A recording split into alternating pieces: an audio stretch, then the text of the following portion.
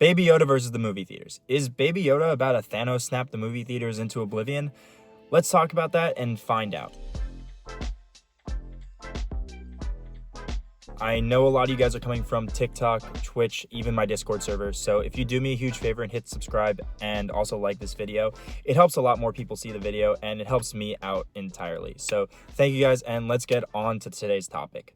If you haven't been living under the rock, we all know COVID has been a giant issue on the movie theater industry. I think it's Regal has shut down so many of their theaters, maybe all of them. I know the one by my house has been shut down.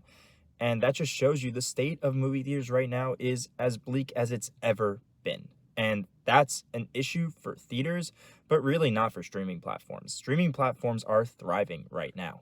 Staying home has prompted some big name movies to shift to streaming platforms.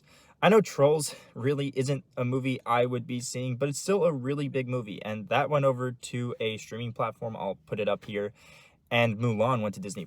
But streaming platforms are doing really good. I'm about to go watch Soul on Disney+, and I was hyped for it to be in the movie theaters. AJR is in the movie, and let's be real, it's a Disney movie. It's a Pixar movie. We're all going to be able to watch Soul from the comfort of our own homes, and that's going to say a lot to movie theaters. But let's look at Disney+, Netflix, and so many other things. If you look at it, yes, they're Netflix originals. There are new original shows on Disney+, but for the longest time, it was recycled content. One of my favorite shows, Friends. $100 million Skip bought off the rights from not being on Netflix anymore. That says a lot. That says a ton. $100 million for a how many year old show. And, well, everyone's favorite, Avatar, The Last Airbender. One of the best shows of all time, and there's no doubt about it. It came on Netflix this year and became a cultural phenomenon. Everybody was watching it. You couldn't escape Avatar, and it was on a streaming platform. And it's an old show. Everybody knew the plot, but it got so many new fans, and the investment in Avatar is really, really paying off. But yeah, we know the cultural significance of those two shows, but what's really interesting are the originals, the Netflix originals, Season 7 of The Clone Wars, Mando, and, well, WandaVision's coming out. That's going to be huge for Disney+. Not a big Marvel guy myself, but I definitely have to go watch those videos because, well, friends have been telling me I'd enjoy them for a while, but My Hero Academia, great show. That's the type of superhero stuff I like. But yeah, let's look at the timeline, really. Mandalorian and Season 7 come out.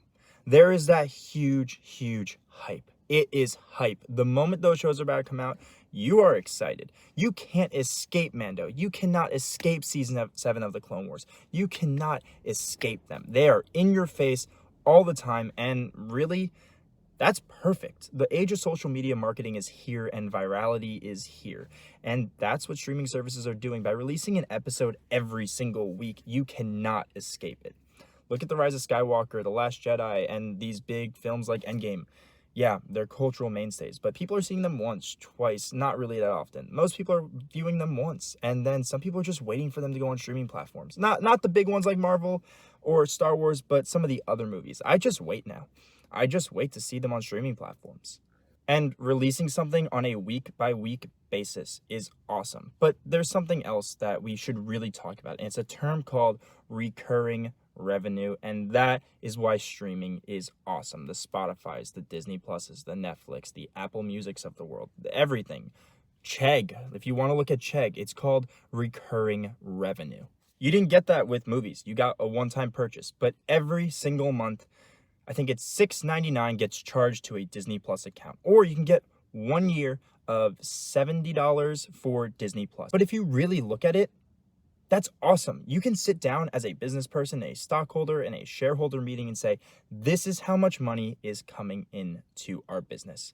And you know, when you're putting a big blockbuster film or even just a smaller film like the ones that come out in January, February, the trash films, you don't know how much money is coming in. You don't know if you're going to break even. Solo, a Star Wars story, yeah, they were scared. They did not know what that movie was going to do after all the production issues and everything. They don't know. But if you took Solo and put that movie straight to Disney Plus, they know the money they're getting. They know the budget they have. They know everything. And it's a calculated risk. Movies are calculated, but streaming platforms, the Mando, that is very, very calculated. And look at Disney Plus's numbers, how fast they have grown. And they know how much money they're getting from every single one of us every single month. And then there's everybody's favorite subject, Baby Yoda, or by now, when you're watching this, Grogu.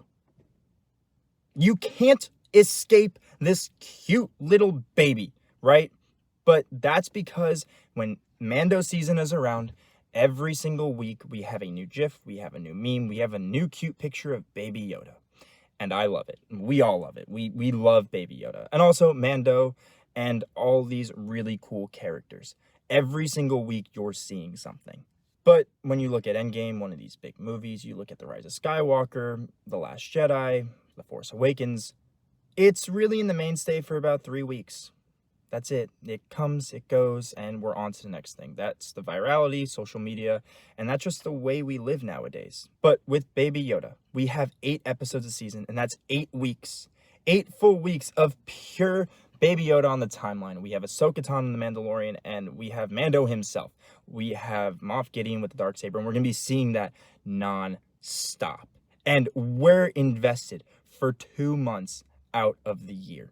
And if I'm going to ask myself, if I'm sitting in a board of directors, shareholders, producers meeting, I'd rather someone get locked into a show for 8 weeks than see it once, twice, and it's gone.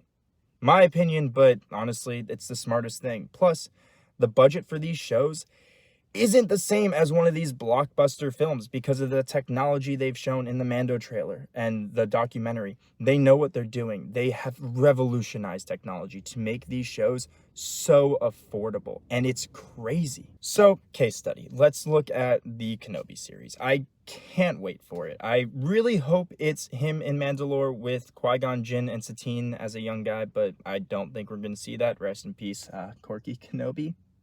But it is what? 4 episodes long right now. It's a mini-series. Imagine they release that show in once per month increments. We are begging to know what happens next and next and next and next. And that means subscription, subscription, subscription, subscription 4 times. And that right there is $6.99, $6.99, $6.99, $6.99, about $28, give and change the penny, right? If you walked in, the Kenobi movie, it was supposed to be a movie, and said, hey, 1 ticket, Kenobi movie, $13, Disney isn't really seeing $13. They're seeing maybe $8, $9 after the movie theater takes their cut and everything. Here's the thing, $28 to subscribe for 4 months in a row. Yeah, family, this and that. But for 4 months, we're talking about Obi-Wan Kenobi. That's literally everybody's favorite topic in Star Wars. It's Obi-Wan Kenobi, right? But the money speaks for itself. It really does. I would rather see all that instead of one solid movie. And there's the answer to my question. If Disney would rather say, hey, we're going to make an Obi-Wan Kenobi series over a movie, it's Obi-Wan freaking Kenobi. And I think that's the answer to all of our questions. If Disney says, hey, I want to make an Obi-Wan Kenobi series instead of a movie, it's Obi-Wan Kenobi. And they say they want to do that over just putting a movie out. The facts speak for themselves. They really do. Disney is prioritizing Disney Plus because it's the smartest decision. And thank Baby Yoda for that, because he really showed them the way. And as a consumer, that's the best thing we can ask for. We don't need these blockbuster films all the time. Sometimes the shows are the best because there's more character development, more time in them, and it's better for everybody. Will we be seeing these big movies anymore? I don't know. Even the MCU, from what I've been told, these shows are going to be integral to the movies. And that's a big thing. If these shows are going to be integral, you have to keep your Disney Plus subscription. And instead of making maybe 5 movies, they make 3 movies and 2 Disney Plus shows. And to be honest, that's a win-win for everybody. Not financially for my wallet, but I get some awesome content. I get some awesome shows. And the universe I love is expanded in Star Wars. And to sum it all up, it's a win-win. It really is, like I just said. And I would really be wondering to see Solo, if Solo would have been a Disney Plus series if that was on their mind then, because that would have been sick, and we'll never know to this day. And now I have to edit for a solid 5 hours because I don't know how to edit.